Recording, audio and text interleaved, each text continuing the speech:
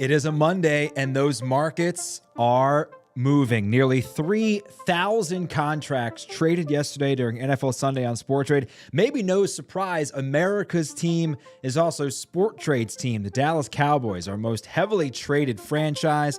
And while they may be the top traded franchise on Sport Trade, they are just in second place in the NFC East. And with that, we'll bring in our Monday guest and our Monday bestie, Anita Marks. Anita, the largest buy on the Cowboys and on Sport Trade yesterday, 175 contracts at $81 per contract. Huge trade. Another trader had Dallas minus 9.5. They took home over $10,000. Almost 900 contracts were traded on totals. I assume you are the totals queen. I assume like 899 of them were probably yours, give or take a couple. I want to hang out with that dude. Yeah. or chick. Right. Listen, I had the Cowboys last night. I as well played them at minus 9.5. I did play the under though. I lost with the under. I thought this Colts defense was a lot better than what we saw. Cowboys came out. They were uber explosive. Obviously, their defense put them in a really good situation to score some points. So with all the Matty Ice turnovers. But nonetheless, yeah, this Cowboys team, boy, they just look good. But here's the thing. I don't know about you. I was a little nervous at first, right? Because at one point the Colts were up, another point Cowboys were only up 14-10. And then before you knew it, wow, all right, like an offensive explosion for the Dallas Cowboys and CeeDee Lamb and Dak Prescott. Yeah, over 30 points just in the fourth quarter alone. I didn't get a chance to watch it. But I woke up in the early wee hours of the morning and looked at the box score, and I was like, whoa, that's scary if you're a fan of other teams in the NFC, except for the first place team in the NFC. Despite the fact, we'll hop into our recap here, Anita, that I was all over the Tennessee Titans in every way, shape, or form. I had them winning outright. I had them covering 5.5. I had the under. The Philadelphia Eagles were a much more physical team on Sunday, and this is me sort of kumbayaing with my own favorite franchise here. I'm repping the hat, even though I did not trust the process going into the game on Sunday. And you scolded me. As soon as you came on the call, you were like, dude, Jordan Davis was back. Linval Joseph plugging up the middle. King Henry means nothing, and you still didn't have enough trust in your team. And I feel a little whipped today. I'm sorry, but you somebody's got I was singing "Fly Eagle Fly." You obviously were not. I mean, I won big time with the Eagles. I know, it's interesting because there was a lot of sharp money on the Tennessee Titans coming into this matchup, and I understand why. As soon as Jordan Davis went down, and just these numbers are really eye-popping, considering that Jordan Davis is a rookie, but since he went down, the Philadelphia Eagles were giving up 5.5 yards per carry. Prior to him getting injured, it was 3.5 in rushing. That's tremendous, especially for a rookie. So I know, he didn't get a lot of playing time, but I just think him being back, him being healthy, the also, as you said, Linval Joseph, Sue, the guys that they played really well, has brought in, they're finally gelling. Understanding that defense, understanding the schemes that they play, and every game since they lost Jordan Davis, they have each week have gotten better and better and better and better and better against the run. And so I felt that I didn't expect holding Derrick Henry to 30 rushing yards. Now I did not expect that, but I did expect this Eagles team to do better with their rush defense, and that's how you beat Tennessee. That's how you beat Tennessee, because now Ryan Tannehill, as my mom likes to call him, because my mom was a Dolphins fan and hated him being their starting quarterback. Blame Adam Gase. Don't blame Ryan Tannehill. Blame Adam Gase. Come on, Mama Marks. You can't do it. Yeah, you have that conversation with Mama Mimi, not me. But when the rushing attack isn't working and he doesn't have play action to fall back on, Tennessee loses. So, well, Tennessee got punched in the mouth by the team that everyone told them was going to get punched in the mouth by the Titans. And, narratives at some point do matter. If a team is told for 7 straight days, this team's going to come into your backyard and punch you in the face, sometimes the opposite happens. Yeah, it was a seismic shift sort of day in the National Football League, Anita, because of, unfortunately, injuries. Injuries to Jimmy Garoppolo, injuries to Lamar Jackson have completely shifted the futures market on sport trade. So we're going to hop into that now, and we're going to sort of analyze this a little bit. The Buffalo Bills leading the way at $20.50. Now, this is a little misleading, because if you look at this and say, okay, last week they were $17.5, they're up $3, but a month ago on this show, Anita, we were tracking the Buffalo Bills. They were at $27. So in just the last month, the Bills are actually down $6.50. The Kansas City Chiefs are down $2 to $16 after their loss to the Cincinnati Bengals, who I know you want to talk about specifically. The Eagles, who are getting no love whatsoever in this market, primarily because of the San Francisco 49ers, are now up $3 to $14. They lead the way in the NFC, followed closely by their biggest rival, the Cowboys, at 11. The Jimmy G discussion and the Brock Purdy discussion that now everyone is having today. I mean, this 49ers team, we'll dive a little bit into it in the next graphic, down $6. But let's focus on the Cincinnati Bengals, almost doubling their futures price today from 4.5 to 7. You really like them as the biggest value play on the board. I do. Listen, and if you didn't watch that Cincinnati-Kansas City game last night, shame on you. I mean, Cincinnati has really turned it around. And I know we've talked about it on the show before, Dan. I don't think people realize when Cincinnati started the season, Joe Burrow just didn't have an appendectomy. His appendix burst. So it was emergency surgery. They had to go in and they had to get it out. This wasn't just a normal appendectomy. Ooh, I've got a pain in my side, and then they go in orthoscopically. And so I think that the Cincinnati offense and Joe Burrow took a minute to get healthy, to get going. And now, man, we are seeing them rolling on all cylinders. And that's with Samaje Perine. I mean, Joe Mixon didn't even play yesterday. Jamar Chase was a shell of himself. And they were able to go toe-to-toe with the Kansas City Chiefs. Are you kidding me?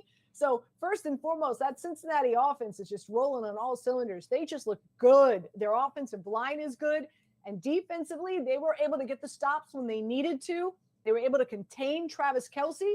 And these are the teams that are going to have to go up against each other yet again in the postseason in order for one of these teams to represent the AFC. And with Lamar Jackson now being out for the Baltimore Ravens, who knows, a week, 2 weeks, 3 weeks, who knows what the case is. I've got Cincinnati winning that division. So I think getting Cincinnati right now at $7, wow, I think that there's a lot of value there. Well, not just there. It's a great point. Now we'll go into our AFC North futures market here. I'll pull up on the screen so you can see it because I haven't shown you this. The Ravens are trading at 58.5 to win the division. The Bengals just at 43.5. So sentiment on the Bengals continues to be low, despite time out. Time out.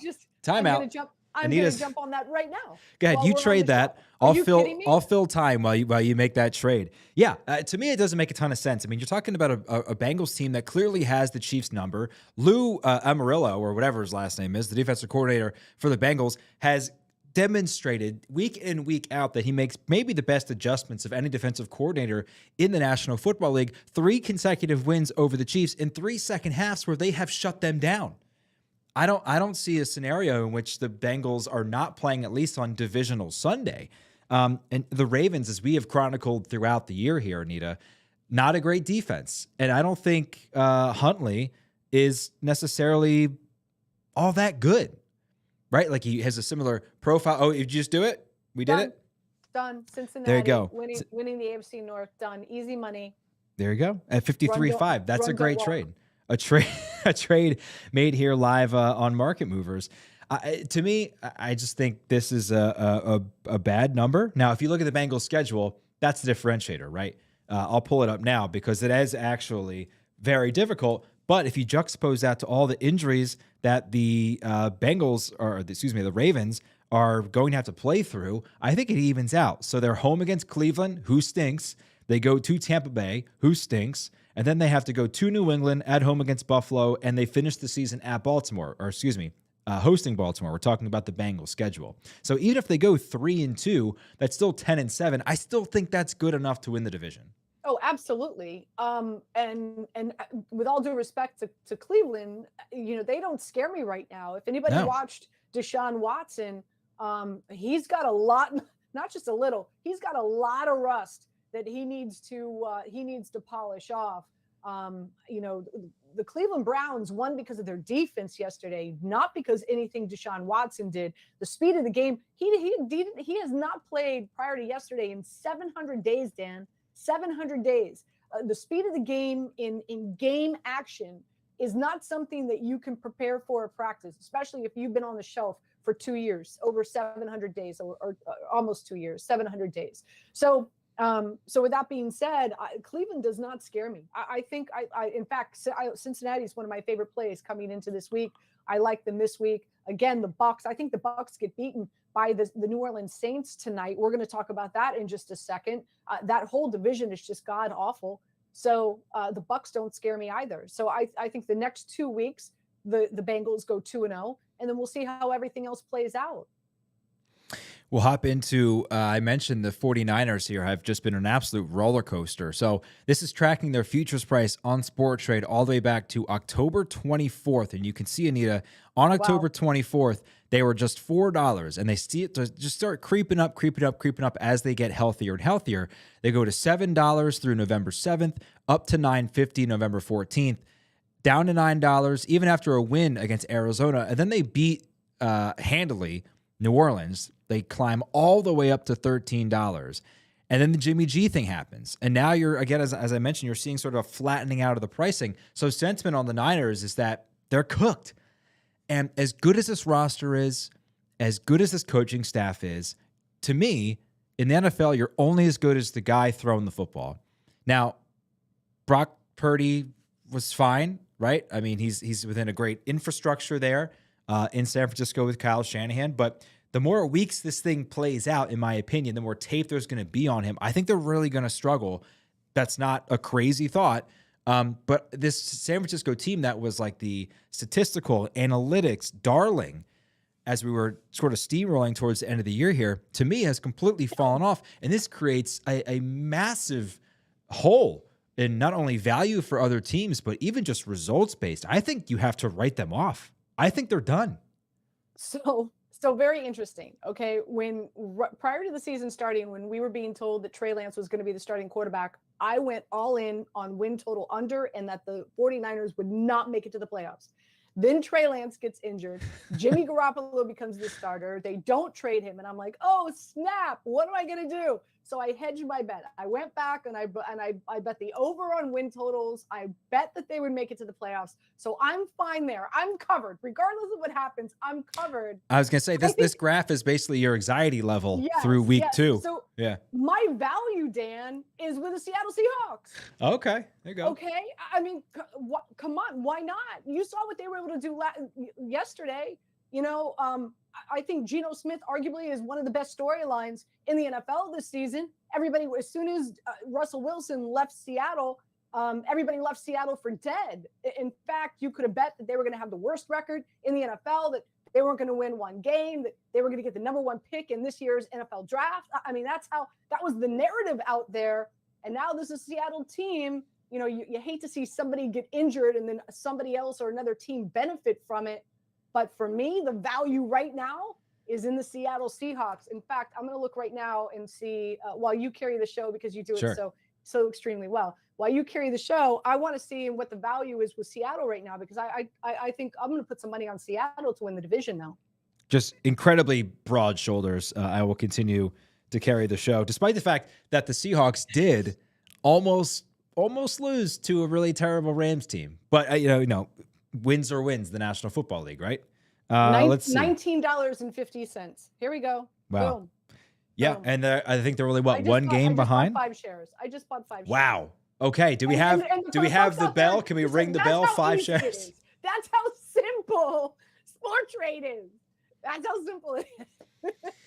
The only thing that is more complicated than that is if you're Tom Brady trying to figure out this Saints defense. They have absolutely dominated him since he came to Tampa Bay. As we look towards Monday Night Football, the Saints trading at just 38.5, the Bucs at 62, but this is a matchup between a 5-6 team and a 4-8 team, both of whom are terrible. Enjoy primetime football. The Saints 3.5 to cover at 54, the Bucs 3.5 at 47. The total 39.5, trading at 55. So the market seems to think this is definitely going over. The under 39.5 at 46.5.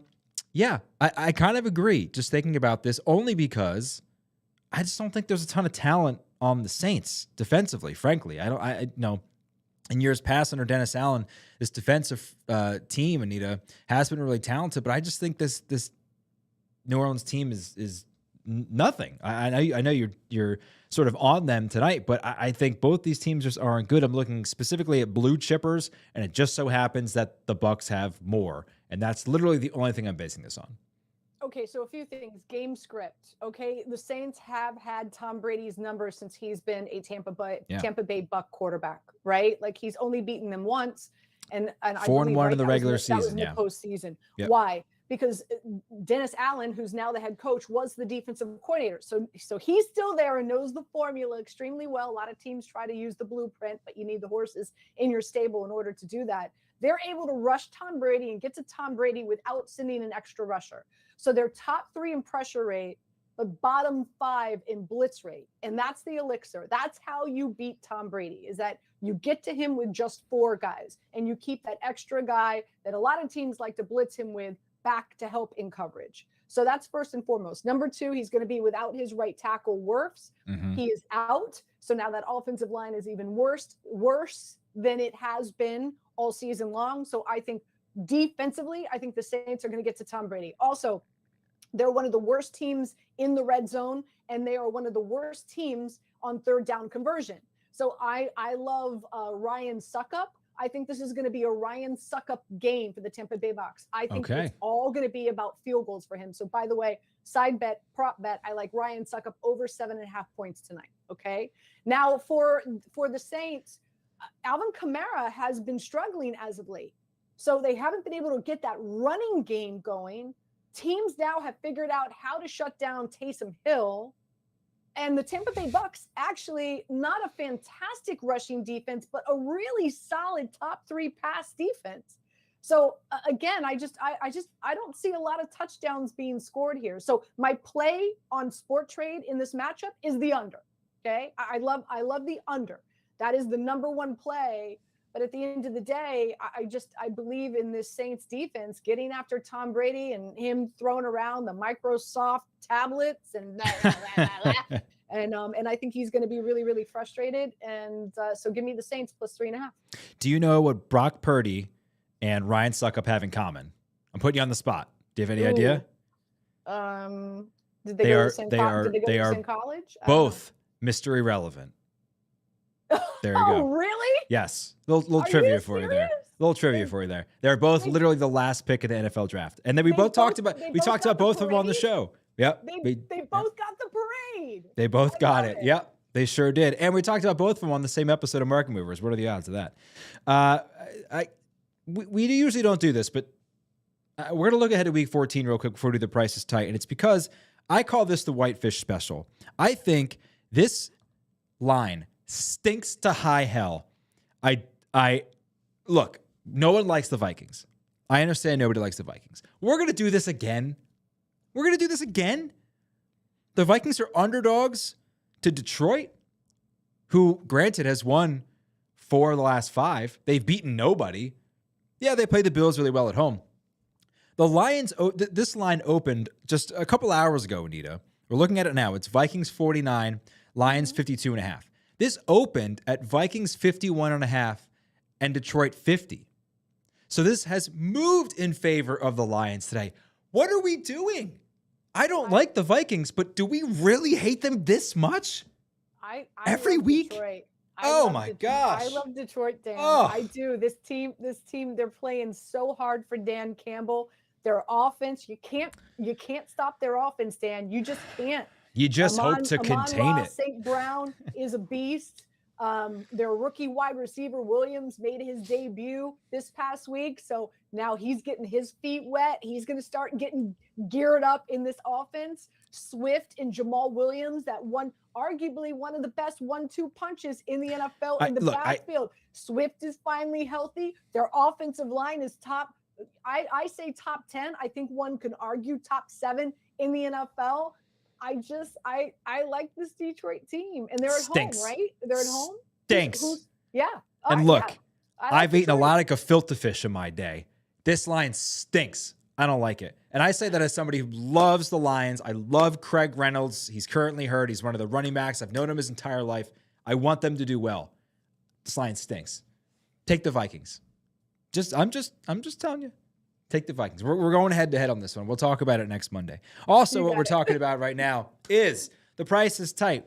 So we got to get moving on the show. Of course, everyone's favorite guessing game show where we're guessing the favorite and what they're priced at to win straight up on Sport Trade.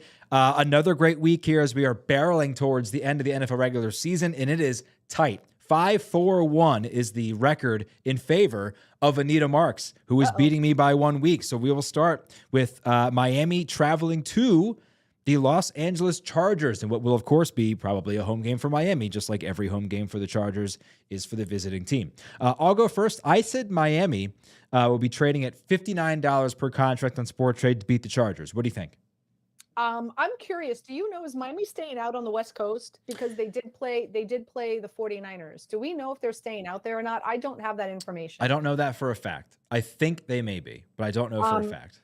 I'm going Miami, $57. I think they need to rebound after that horrible loss to the 49ers. And let's be honest, the Chargers defense does not even come close to that 49ers defense and Bosa. So I'm going Miami 57. Well, like a 190-yard par 3, we got this one surrounded. It's Miami 58. So hopefully we don't 3-putt. Our next game, Anita, the Patriots at the Cardinals. This one, I looked at it and I said to myself, I just can't. The Cardinals are 4-8. I know they're coming off a bye. The Patriots have a 10-day break. They played last Thursday.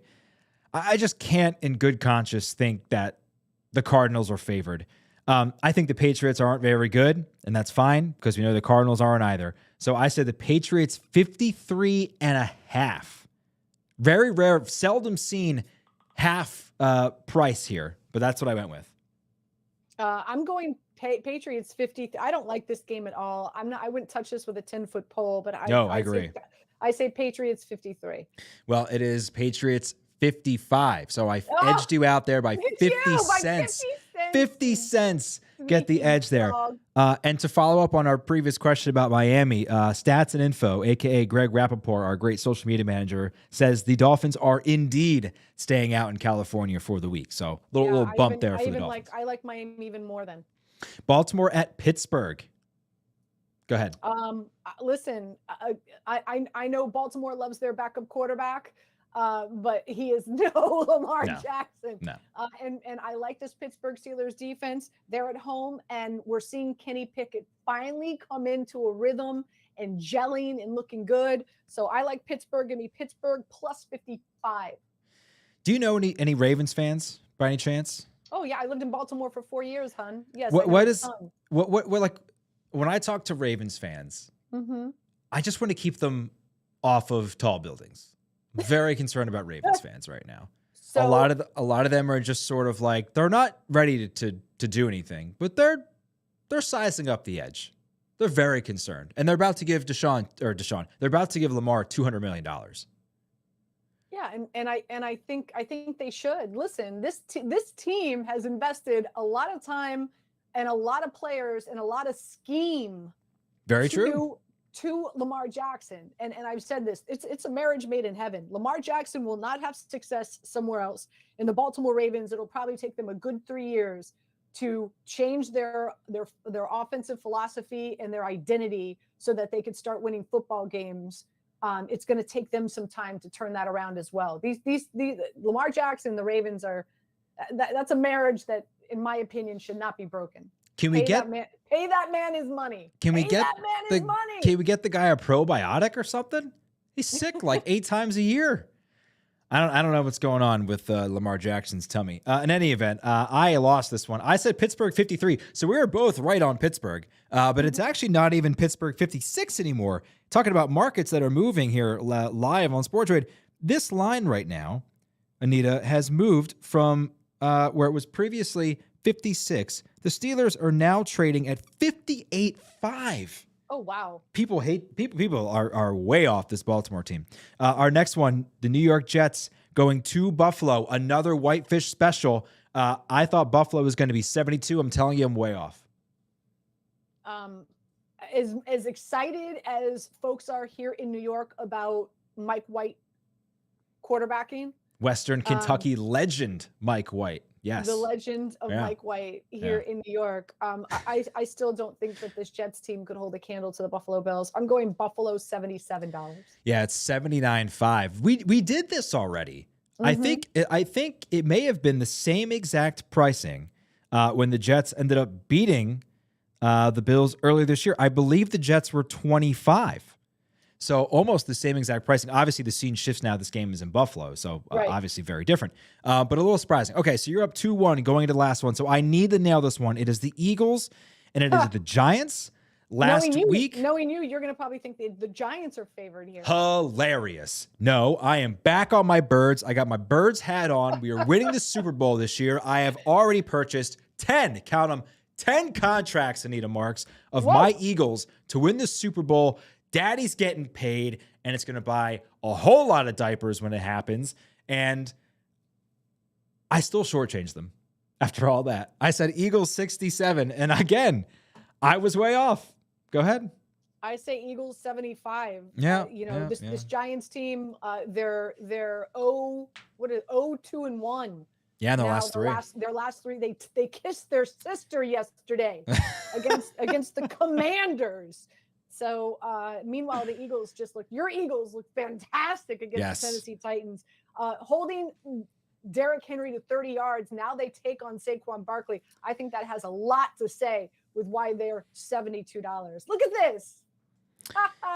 Very sad face. Anita now leads 6-4-1 with only 4 weeks remaining, right? We have 18 weeks. So 4 weeks remaining. So a little makeup time for me in order to level the score here. Quickly, Anita, we'll get into the World Cup futures market here. Let me pull it up because you have been all over Brazil from the start. They win 4-1 against the Republic of Korea this afternoon, just before we went on. So they're now up to 33.50, followed by France, who's 17.5. Mbappe has 5 goals already in the World Cup. Argentina third at 14. England, 3 Lions at 12. Spain at 10.5. And then, all the ones who probably won't win after that. So you love Brazil, you love Spain, and you love France. I do. Now, a few things. Now, it's really interesting. There's some talk and speculation out there that France was aiming for a draw with Japan, not to lose, but aiming for a draw so that they would be kicked out of Brazil's bracket post the group stage. Okay, which I think is brilliant.